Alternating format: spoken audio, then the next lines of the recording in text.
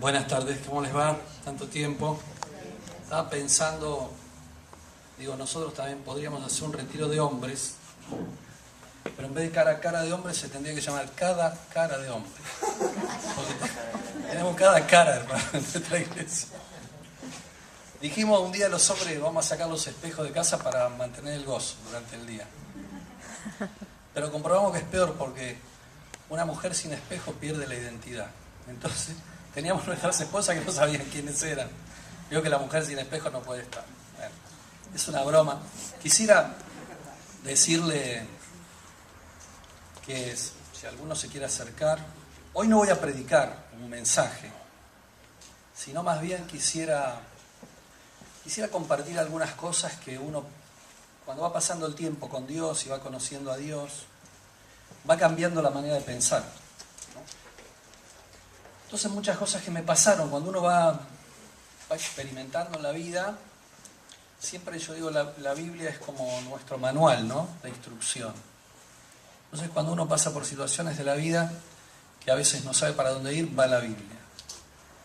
Y por lo general la Biblia tiene la respuesta, porque la Biblia es la carta que el Padre nos ha escrito para que vivamos bien, ¿no? Hay un pasaje ahí en el Antiguo Testamento donde cuando Dios lo levanta a Josué, después que muere Moisés, le dice: mira, esforzate, sé valiente, no temas. Siempre que uno va a empezar una situación nueva le da temor. Y cuidate de guardar la palabra y de no apartarte, ¿no?, ni a la derecha ni a la izquierda, para que todo te vaya bien. Y la verdad es que si algo he comprobado a lo largo de estos 20 y pico de años de creyente y de casi 30 de creyente, 20 y pico de pastor, es que la Biblia se cumple, que las promesas de Dios se cumplen, que cuando uno las cree es como que activa, habilita a que la palabra que por ahí está ahí arriba, como flotando, uno por la fe lo baja, ¿no? Y se cumple. A veces decimos, algunas personas dicen: ¿por qué a mí Dios no me escucha? ¿O por qué conmigo no se cumple? Es simplemente una cuestión de fe, ¿sí? Si podemos creer, Jesús dijo: para el que cree, todo le es posible.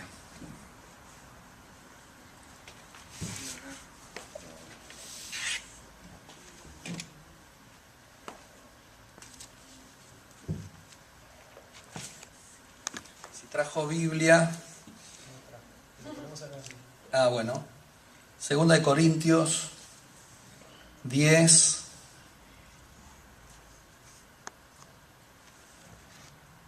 Acá, 10:3. 10:3, 4 y 5.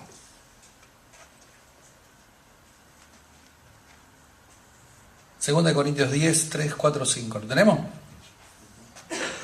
Qué bárbaro lo que es la tecnología. Pensá que lo traje yo ¿Este es el que traje yo? Bien. No lo pagué yo, por supuesto, lo traje de Buenos Aires. Bueno, dice así, escuche. Dice el apóstol Pablo: aunque andamos en la carne, no nos conducimos según la carne, no militamos según la carne. Porque las armas de nuestra milicia no son carnales, sino poderosas en Dios para la destrucción de fortalezas, refutando argumentos y toda altivez que se levanta contra el conocimiento de Dios, y llevando cautivo todo pensamiento a la obediencia a Cristo, y llevando cautivo todo pensamiento a la obediencia a Cristo. Hasta ahí. Lo primero que quiero decirles es que no voy a predicar un mensaje, así que si usted espera una conclusión, un desarrollo, los puntos, no va a haber hoy. Pueden pasar varias cosas. Por lo general lo que ha pasado cuando hemos predicado estos mensajes, una de las constantes es que mucha gente viene y dice: sentí que estabas hablando, me estabas predicando a mí. Creo que eso pasa a veces, ¿no?, cuando uno va y escucha un mensaje. Y desde acá uno ve que algunos se van transformando, unos te quisieran pegar, porque a veces cuando la palabra nos interpela o nos confronta la Biblia dice en Santiago que es como un espejo, la Biblia, la palabra, es la ley de la libertad.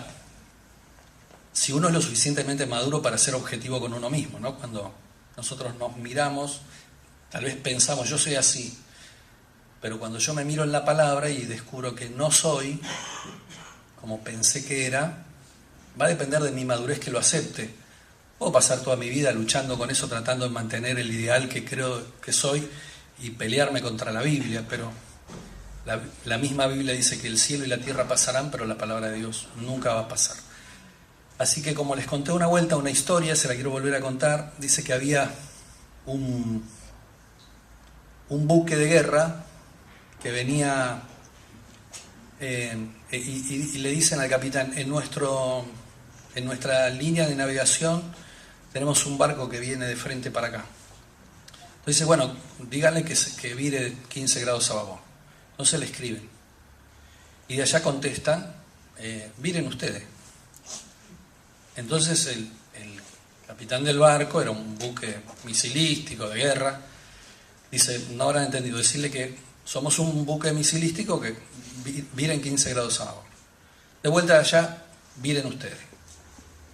Entonces dicen, bueno, viren 15 grados a babor porque vamos a empezar a bombardearlos. Y ella dice, viren ustedes porque nosotros somos un faro. Entonces, no era un barco, era un faro.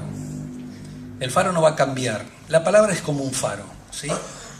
Uno se puede sentir que es un buque misilístico, espectacular, impresionante, podemos estar muy deslumbrados con nuestros pensamientos, pero siempre nos conviene virar a nosotros. Cuando nos encontramos con la palabra, lo mejor es que cambiemos nosotros, porque si no, vamos a chocar contra algo que es fijo, estable y permanente, que es la palabra de Dios y que permanece para siempre. Bueno, quiero hablar un poquitito, hoy voy a hablar más tiempo porque me permitió la pastora. ¿Dónde está la pastora? Allá, me dijo hablar más tiempo, ella me dijo, así que siéntese, tranquilo, voy a hablar más tiempo.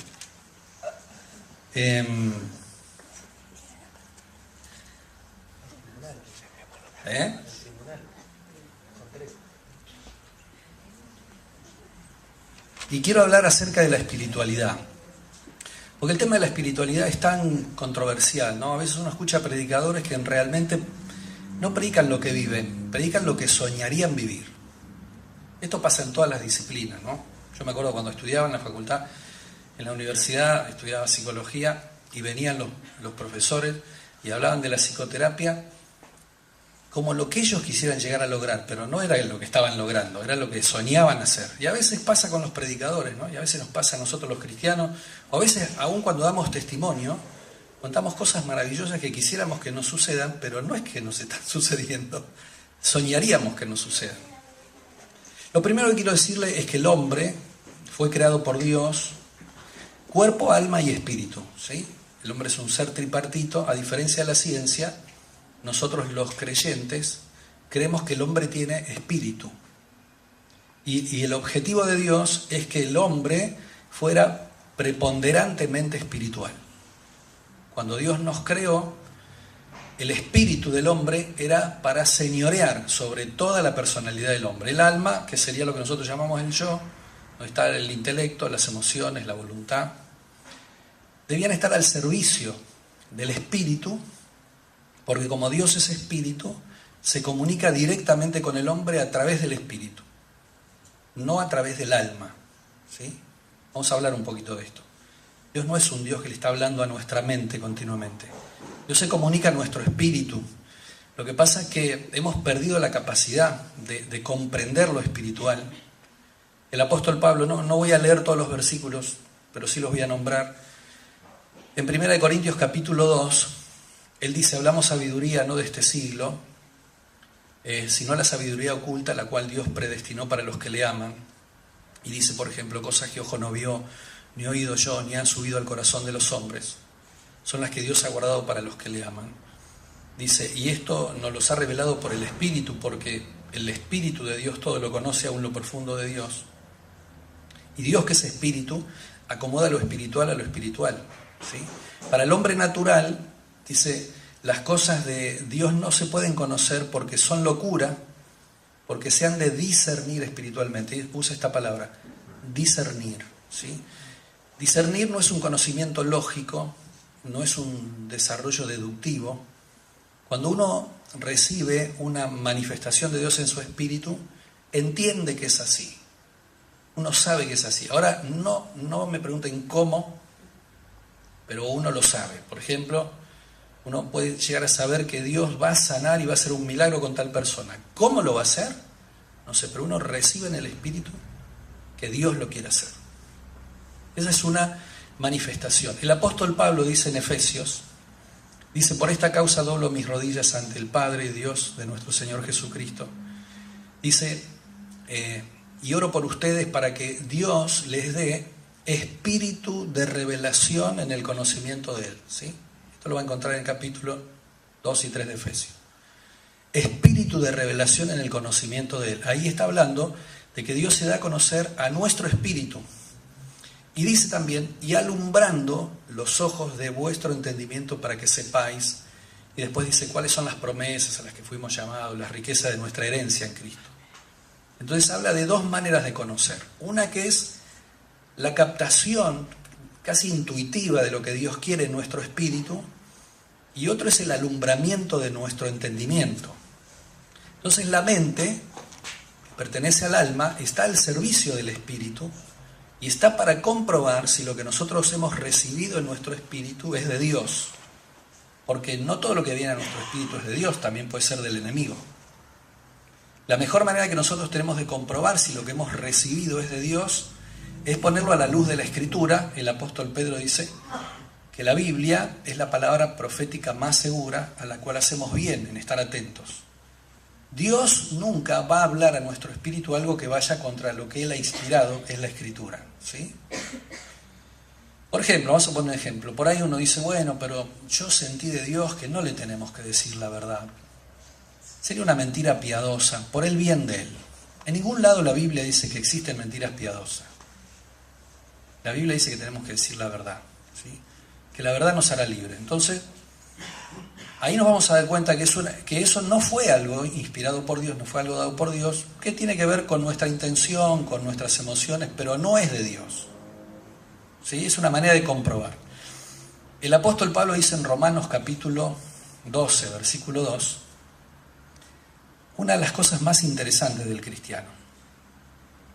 Dice, no se conformen a este siglo. O sea, no se amolden a este sistema.